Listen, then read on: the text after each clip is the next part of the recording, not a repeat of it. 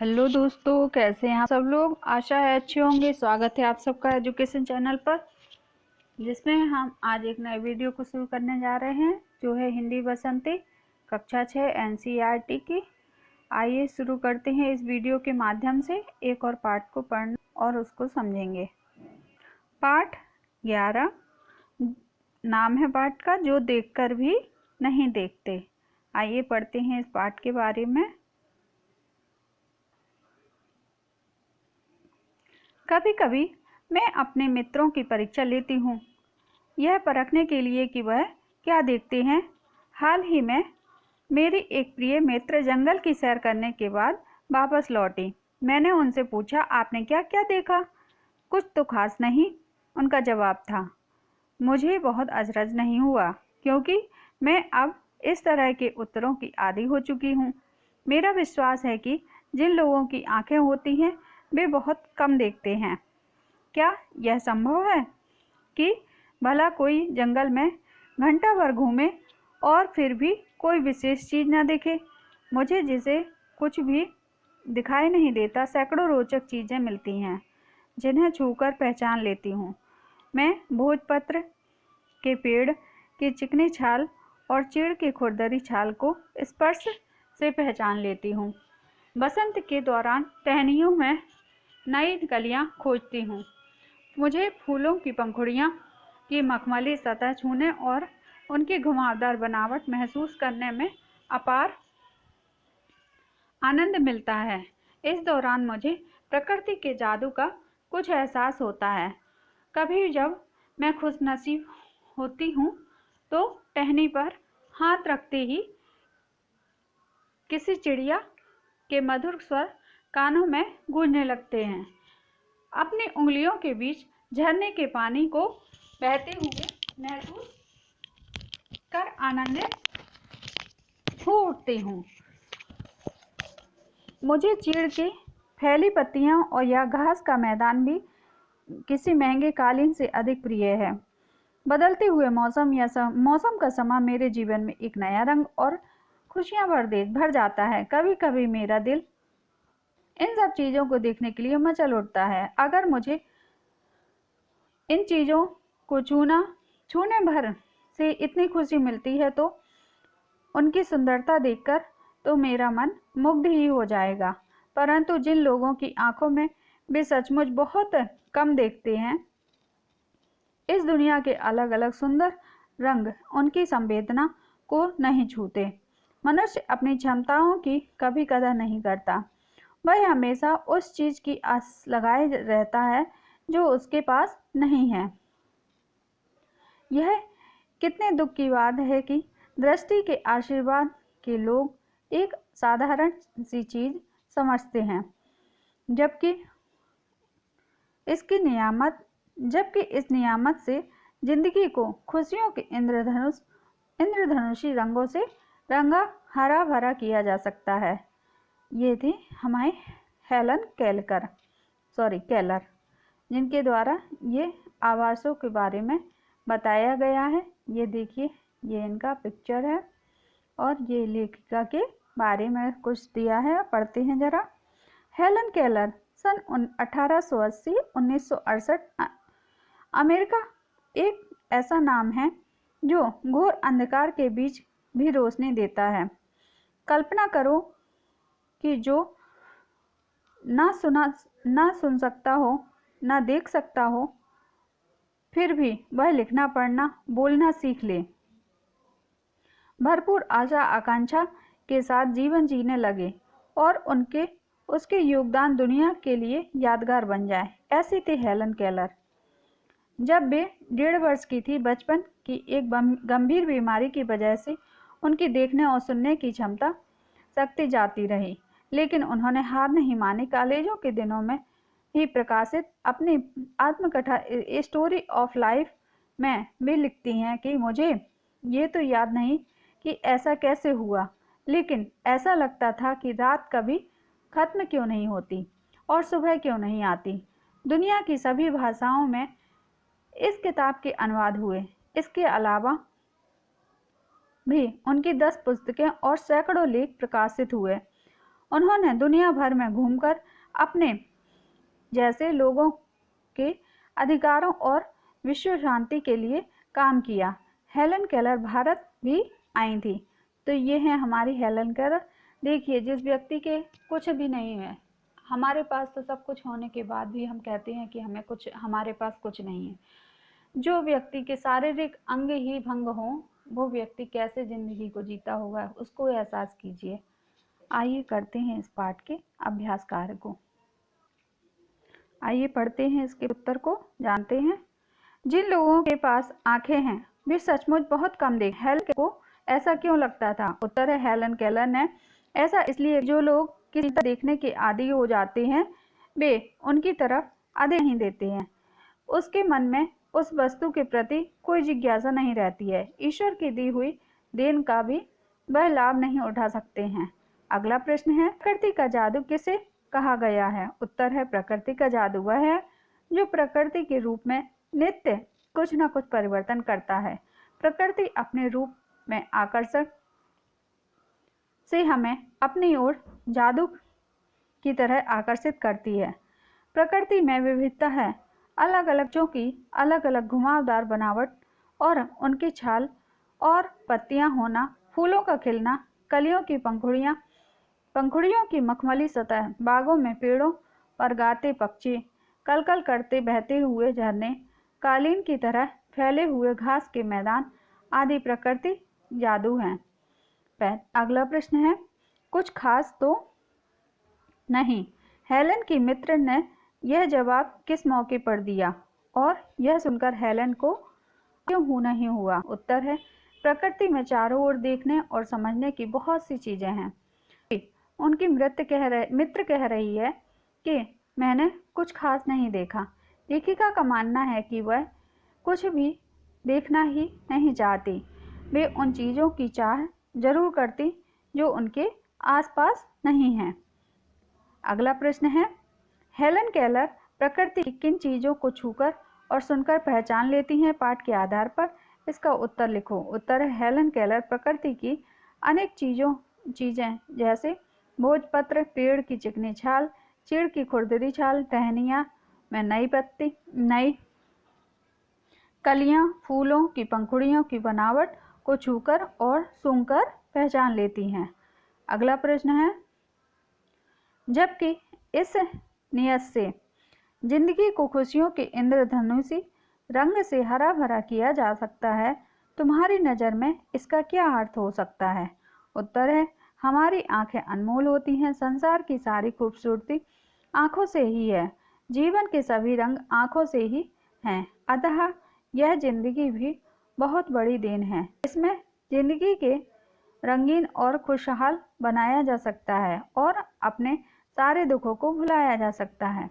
अगला प्रश्न है, आज तुमने घर से आते हुए बारीकी से क्या क्या देखा? मित्रों के साथ सामूहिक चर्चा करो।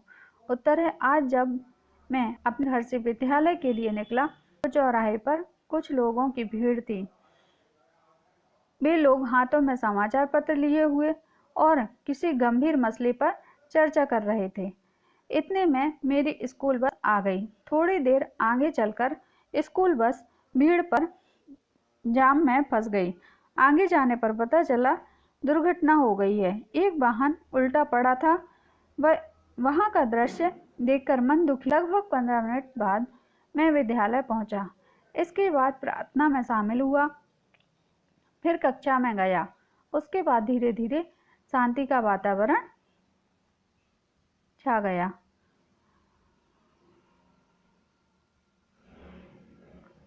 अगला प्रश्न है, कान से सुन पाने पर आसपास की दुनिया कैसी लगती है?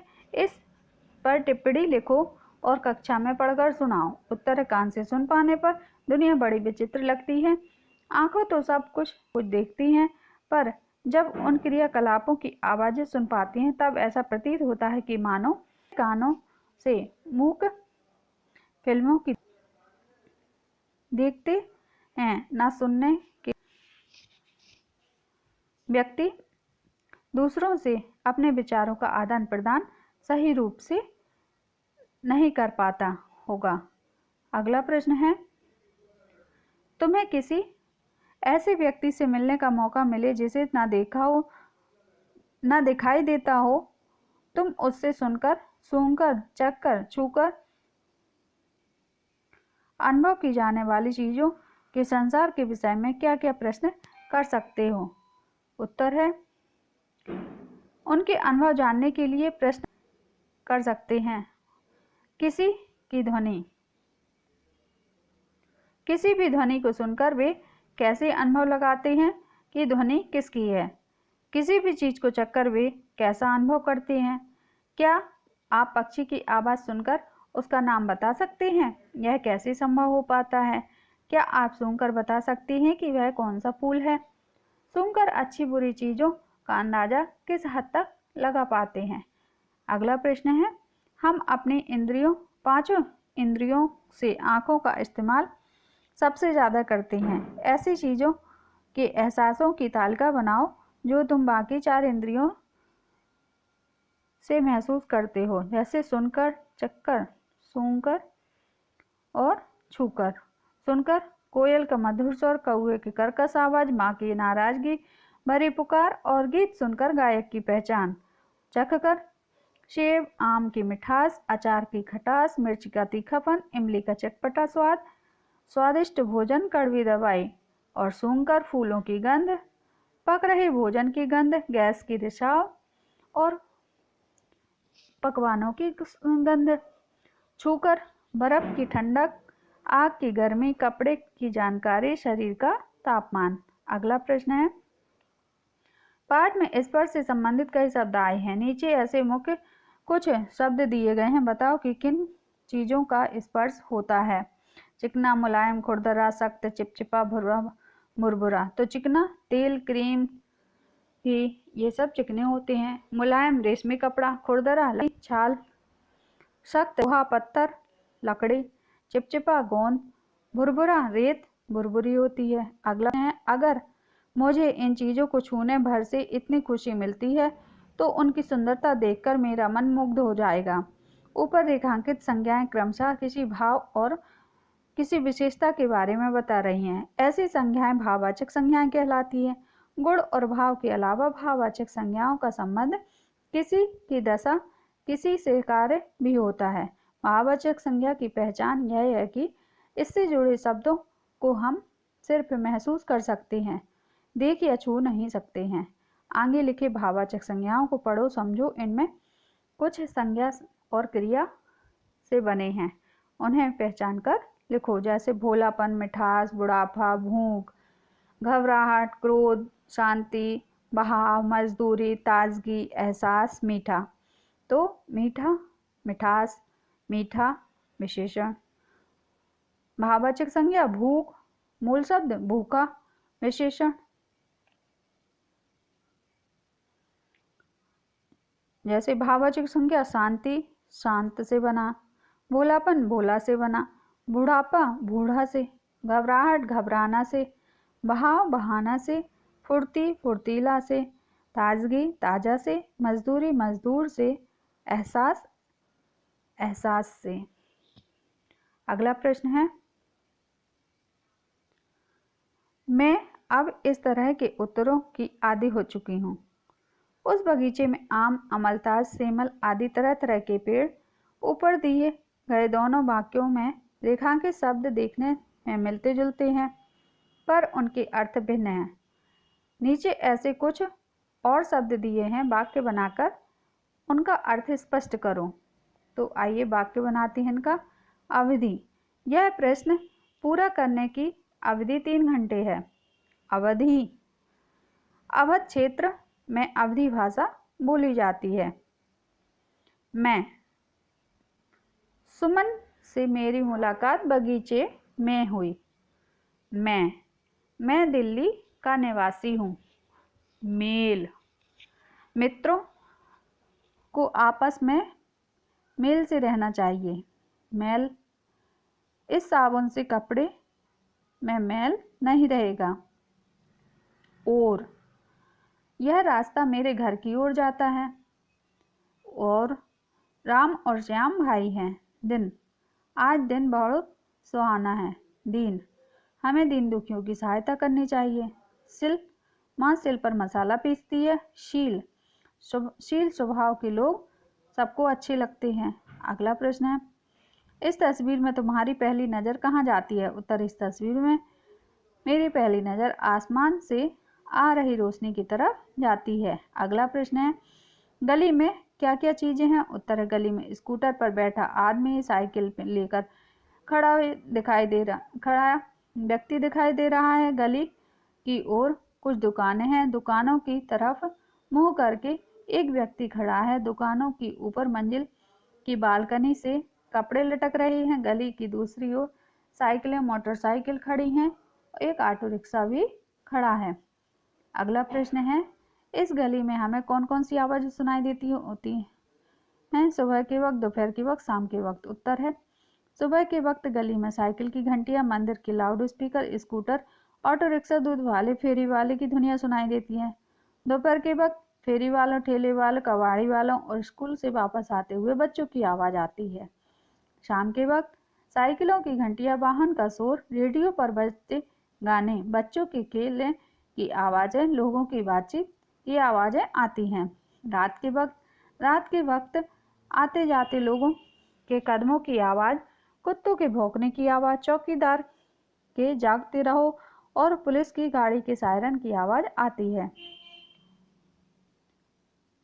अगला प्रश्न है, अलग अलग समय से में ये गली कैसे बदलती होगी? उत्तर है, अलग अलग समय में गली तो वही रहती है, बस वहाँ आने जाने और रुकने वाले लोग बदलते होंगे। सुबह शाम के समय वहाँ हलचल रहती होगी तथा दोपहर शाम में शांति छाई रहती होगी। अगला प्रश्न है, ये तारें गली को कहाँ कहाँ जोड़ती हैं?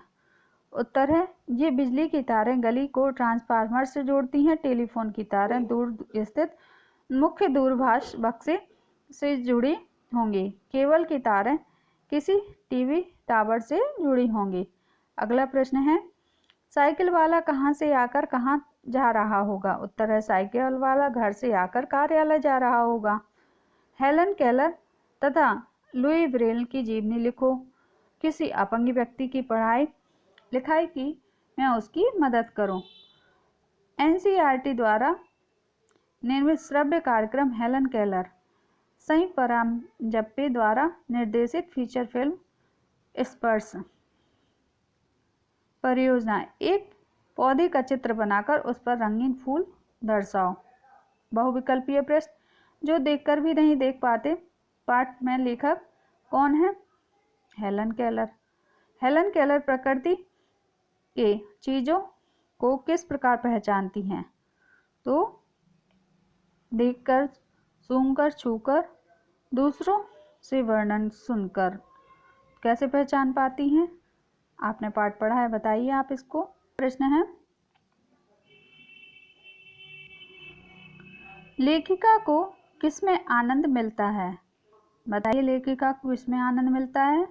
लोगों से बातें करने में, प्रकृति को निहारने में, फूलों की पंखुड़ियों को छूने, उसकी घुमावदार बनावट को महसूस करने में। बताइए आप इसको। लेखिका किसके स्वर पर मंत्रमुग्ध हो जाती है? उत्तर बताइए, चिड़ियों के स्वर पर।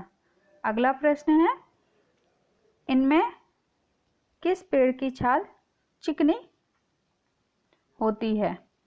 उत्तर बताइए, किस पेड़ की खाल चिकनी होती है? तो भोजपत्र के। आइए अब आगे के प्रश्नों को करते हैं। ये सारे प्रश्नों के उत्तर हैं। लेखिका के कानों में किसके मधुर स्वर गूंजने लगते हैं? उत्तर, लेखिका के कानों में चिड़ियों के मधुर स्वर गूंजने लगते हैं। अगला प्रश्न है, लेखिका को प्रकृति का जादू का एहसास कब होता है? उत्तर है, फूलों की पंखुड़ियों की मखमली सतह छूने और उनकी घुमावदार बनावट महसूस करने से लेखिका को प्रकृति के जादू का एहसास होता है। अगला प्रश्न है, इस दुनिया के लोग कैसे हैं? उत्तर, इस दुनिया के अधिकांश लोग संवेदनहीन हैं।